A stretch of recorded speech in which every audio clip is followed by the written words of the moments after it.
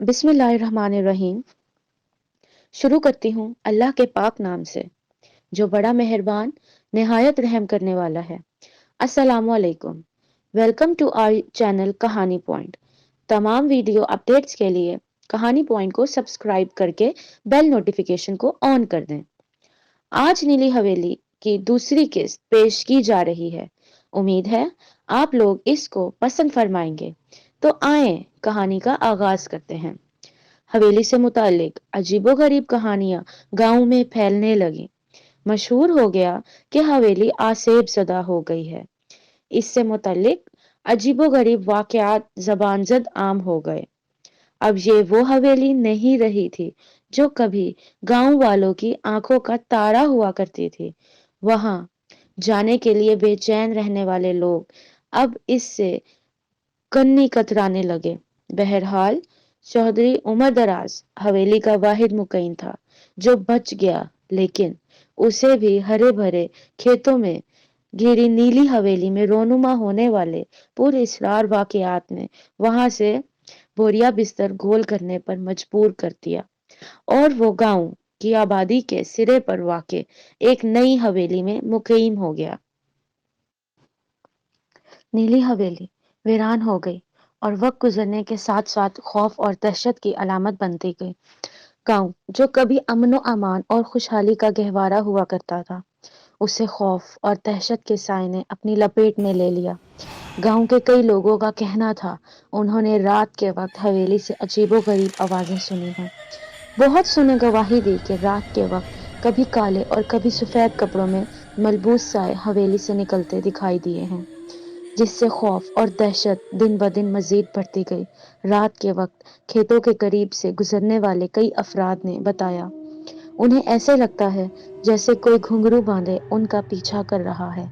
غرض نیلی حویلی کے آسیب سے لوگ ڈرنے لگے۔ ہر کوئی ادھر کا رخ کرنے سے گھبرانے لگا۔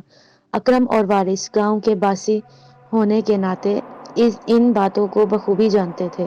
یہ گاؤں کی واحد جگہ تھی جہاں گاؤں والے دن کے اجالے میں نہیں جاتے تھے، لیکن نفس کی تسکین کے خیال نے انہیں آج ہر ڈر سے آزاد کر دیا تھا۔ رات کا اندھیرا گہرا ہوتے ہی اکرم وارث کے گھر کے باہر جا کر کھڑا ہو گیا اور مخصوص انداز میں سیٹی بجائی۔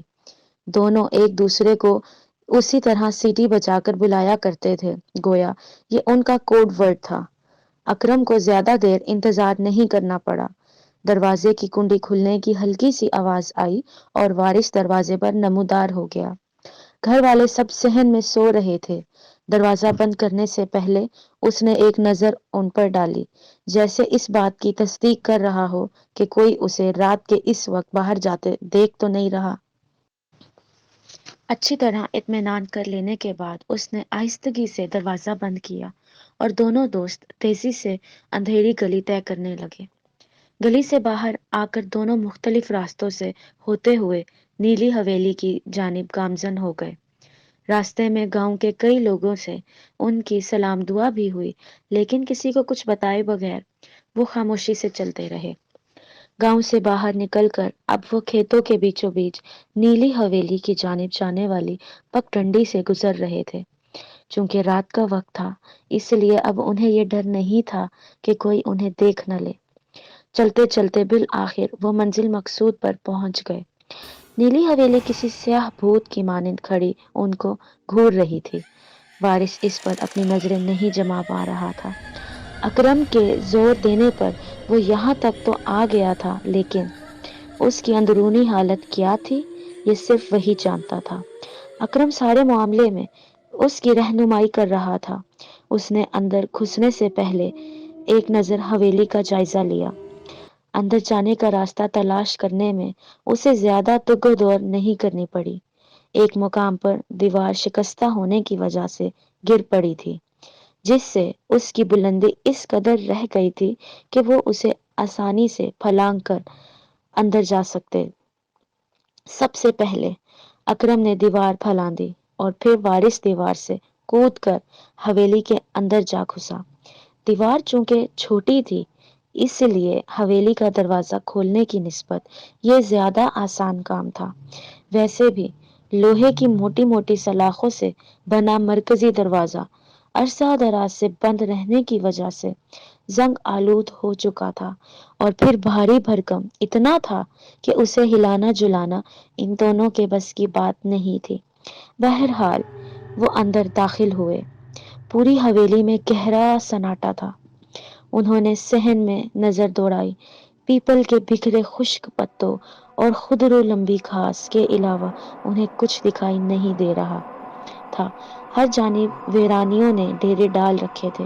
چونکہ برسات کا موسم تھا، اس لیے آسمان پر بادل بھی چھائے ہوئے تھے۔ سرخی مائل سیاہ آسمان پر چاند کبھی کبھار بادلوں کی اوٹ سے نکل کر رونمائی کراتا اور پھر یکدم غائب ہو جاتا۔ ہوا کے تیز جھونکوں سے بکھرے پتے ادھر ادھر اڑ پھر رہے تھے۔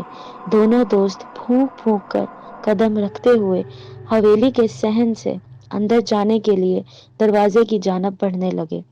ہوا کا کوئی تیز جھونکا آتا تو وہ چلتے چلتے رک جاتے، جیسے کوئی انہیں خاموش پیغام دے رہا ہو کہ یہاں سے واپس لوٹ جاؤ، تمہارے لیے یہ جگہ ٹھیک نہیں ہے۔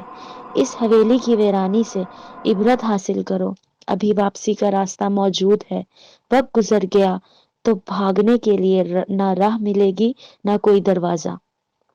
مگر نشے کی ہوس نامعلوم قوت کے اس خاموش پیغام کو ان کے دل و دماغ تک نہیں پہنچنے دے رہی تھی۔ وارث ویسے بھی کچھ ڈرپوک تھا۔ اس کی حالت بہت پتلی ہو رہی تھی۔ اسے ایسے محسوس ہو رہا تھا جیسے اکرم کے علاوہ کوئی تیسرا بھی ان کے ارد گرد موجود ہے، جو نہایت خاموشی سے ان کے ساتھ ساتھ چل رہا ہے۔ وارث کو وہ نظر تو نہیں آ رہا تھا، لیکن وہ اسے محسوس ضرور کر رہا تھا۔ اس نے اکرم کا ہاتھ مضبوطی سے تھام لیا۔ اکرم، پتہ نہیں کیوں مجھے یہ جگہ ٹھیک نہیں لگ رہی، وارث نے خوفزدہ لہجے میں کہا۔ یہ تمہارا وہم ہے یار، گھبراؤ مت، کوئی بھوت آئے گا تو اسے میں سنبھال لوں گا۔ اکرم نے مسکراتے ہوئے اسے تسلی دی۔ دونوں ایک دوسرے کا ہاتھ تھامے چلتے رہے۔ وارث نے پھر اسے کوئی بات نہ کی۔ صحن ختم ہوا تو انہیں اندر جانے کا دروازہ نظر آیا۔ اکرم نے آگے بڑھ کر دروازے پر دباؤ صحن ختم ہوا تو انہیں اندر جانے کا دروازہ نظر آیا۔ اکرم نے آگے بڑھ کر دروازے پر دباؤ ڈالا تو چرچراہٹ کی تیز آواز فضا میں گونجی اور دروازہ بغیر کسی مزاحمت کے کھلتا چلا گیا۔ انہوں نے آنکھیں پھاڑ پھاڑ کر اندر جھانکا، لیکن ان کے سامنے اندھیرے کی دیوار حائل تھی۔ باہر کا منظر بھی اس سے جدا نہ تھا۔ چاند بھی بادلوں سے آنکھ مچولی کھیلتا کہیں چھپ گیا تھا۔ نیلی حویلی کے ویرانے اور تاریکی سے خوفزدہ وارث کا دل زور زور سے دھڑک رہا تھا۔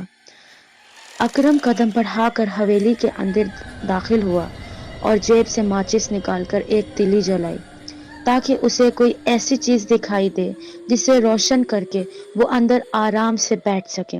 لیکن اس کا ننھا شعلہ جتنی جگہ منور کر سکتا تھا، اس میں اسے کچھ دکھائی نہ دیا۔ اس نے دوسری تیلی جلائی اور تیزی سے اسے ادھر ادھر گھمایا۔ اس بار اسے کامیابی نصیب ہوئی۔ آس پاس کوئی سوئچ بورڈ تو نہ ملا، البتہ دیوار پر ٹنگی ایک مشل نظر آ گئی۔ اس نے آؤ دیکھا نہ تاؤ تیزی سے آگے بڑھ کر جلتی ہوئی ماچس کی تیلی اس میں پھینک دی۔ تیلی اس میں گری اور بجھ گئی۔ مشل روشن نہ ہونے سے پسینے میں شرابور اکرم کو کچھ مایوسی ہوئی۔ ماچس چونکہ اس کے ہاتھ میں ہی تھی، اس لیے تیسری تیلی نکالی اور اسے ماچس کے ساتھ رگڑنے ہی والا تھا کہ اچانک مشل میں ایک جھپاکے سے آگ کا شعلہ بلند ہوا، کچھ پھڑپڑایا اور ٹھہر گیا۔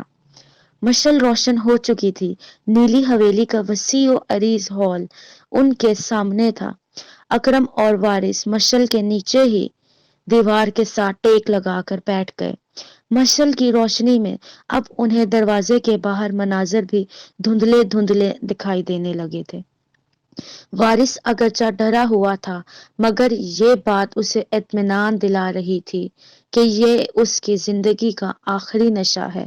اکرم بھی اسی قسم کے خیالات میں گم تھا۔